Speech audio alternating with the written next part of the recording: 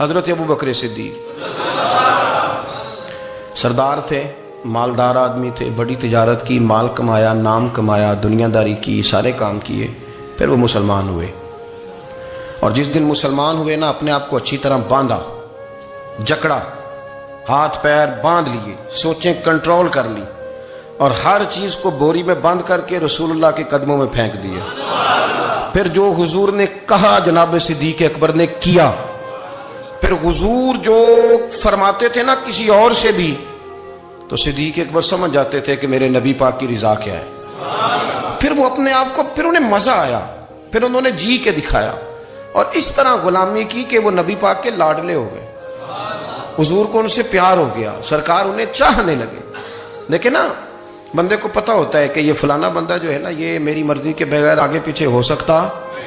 تو حضرت ابو بکر صدیق، پھر حضور نے جناب صدیق اکبر سے پیار کیا۔ حدیث کے راوی ہیں مولا علی شیر خدا کرم اللہ تعالی وجہہ الکریم۔ کسی نے پوچھا تھا علی آپ بتائیے نبی پاک علیہ السلام کو سب سے زیادہ پیار کس کے ساتھ تھا؟ تو آپ فرمانے لگے سیدہ عائشہ صدیقہ کے ساتھ۔ تو وہ کہنے لگا میں نے تو مردوں میں پوچھا تھا۔ تو حضرت علی فرمانے لگے وہ بھی کوئی مشکل سوال نہیں، حضور کو مردوں میں سب سے زیادہ پیار عائشہ کے باپ ابو بکر صدیق سے تھا۔ اچھا، یہاں ایک اور لطف کی بات ہے، اسی مشکات میں یہ حدیث ہے، تو اسی مشکات میں کی دوسری حدیث بھی سنیں۔ کسی نے حضرت عائشہ صدیقہ سے پوچھا کہ نبی کریم کو سب سے زیادہ پیار کس کے ساتھ ہے؟ کہنے لگی یہ کوئی پوچھنے والی بات ہے، سیدہ فاطمہ الزہرا کے ساتھ۔ تو وہ کہنے لگا جی میں نے تو مردوں میں پوچھا تھا۔ تو فرمانے لگے یہ بھی کوئی مشکل سوال نہیں، حضور کو مردوں میں سب سے زیادہ پیار فاطمہ کے شوہر مولا علی شیر خدا کے ساتھ۔ وہ ایک دوسرے پہ رشک کر رہے ہیں اور دنیا کہتی ہے کہ معاذ اللہ حسد کرتے تھے، وہ رشک کر رہے ہیں، رشک سے بتا رہے ہیں۔ حضور کو پیار تھا جناب صدیق اکبر سے۔ کئی دفعہ نا کچھ اپنے بھی بوجھ بننے لگتے ہیں، مرضی کے مطابق نہیں چلتے، وہ تھوڑی سی اپنی بھی خواہش شامل کر، تھوڑی اپنی بھی انا شامل کرتا۔ تیری اگر انا یار کے مقابلے میں آ گئی تو دنیا کا سب سے کمزور آدمی ہے، تو کنگال بندہ ہے کہ محبوب کے رستے میں تیری انا آ گئی، غلامی کے رستے میں تیرا وجود آ گیا، اور فقیری کے رستے میں تیری ذات آ گئی، تو کنگال آدمی ہے، تو سیانا نہیں، دنیا کا سب سے پاگل آدمی ہے۔ حضرت صدیق اکبر نے اپنے آپ کو لپیٹ کے حضور کی بارگاہ میں پیش کی۔ کبھی کوئی شے رستے میں آئی، نہ باپ، نہ بچے، نہ گھر، نہ دولت، نہ جوانی، نہ شہرت، نہ اقتدار، نہ وقار، کوئی شے نہیں۔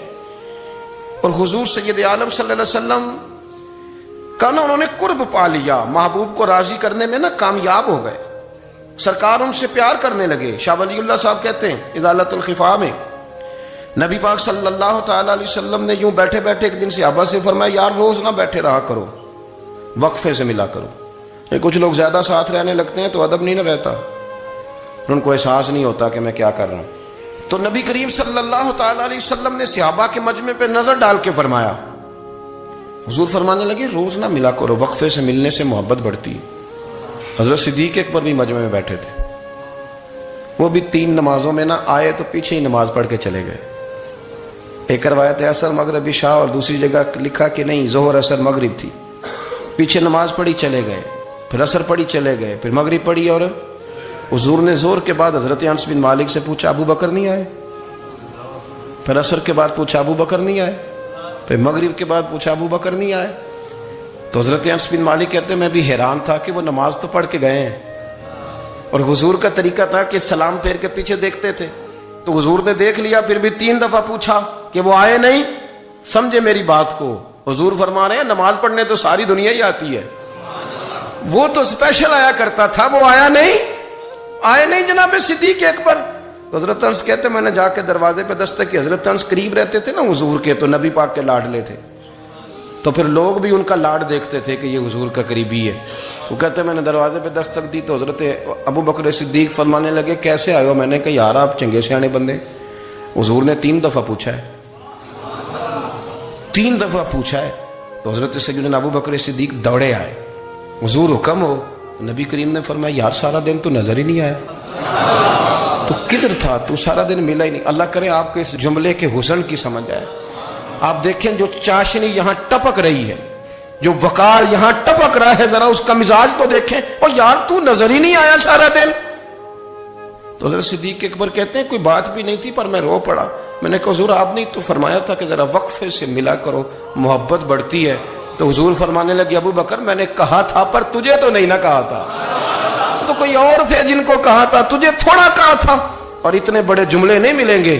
رسول کریم فرمانے لگے تو یہیں رہا کر, تو رہتا ہے تو میرا دل لگا رہتا ہے, یہیں رہا کر میرے پاس رہا, تو نہ جایا کر یار, تو ادھر ہی رہا. او پانی پر نہ سہیلیاں رنگا رنگ کڑے, او سجنوں اسی تے پریا اس دا جانیے جس دا توڑ چڑھے.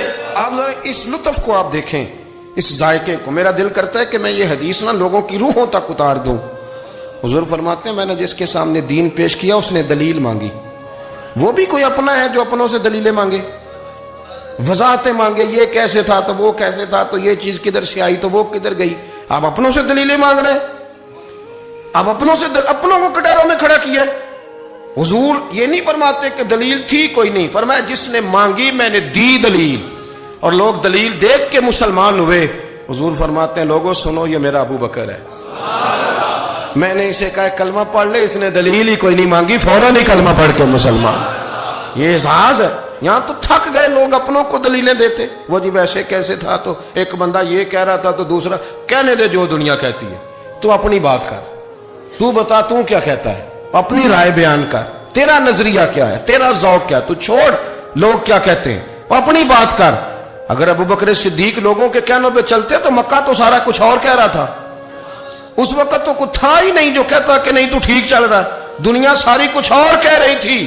لیکن صدیق اکبر کہہ رہے تھے نہیں, سچ وہ ہے جو مدینے والے رسول فرماتے ہیں, سچ وہ ہے جو میرے آقا نے فرمایا ہے. زندگی میں انہوں نے بتایا لوگوں کو کہ دین کا مزہ لینا ہے تو پھر ذرا غلامی کر کے آتا ہے, پھر ذرا پورا پیار کر کے آتا ہے, پھر پوری محبت دے کے پھر غلامی کا مزہ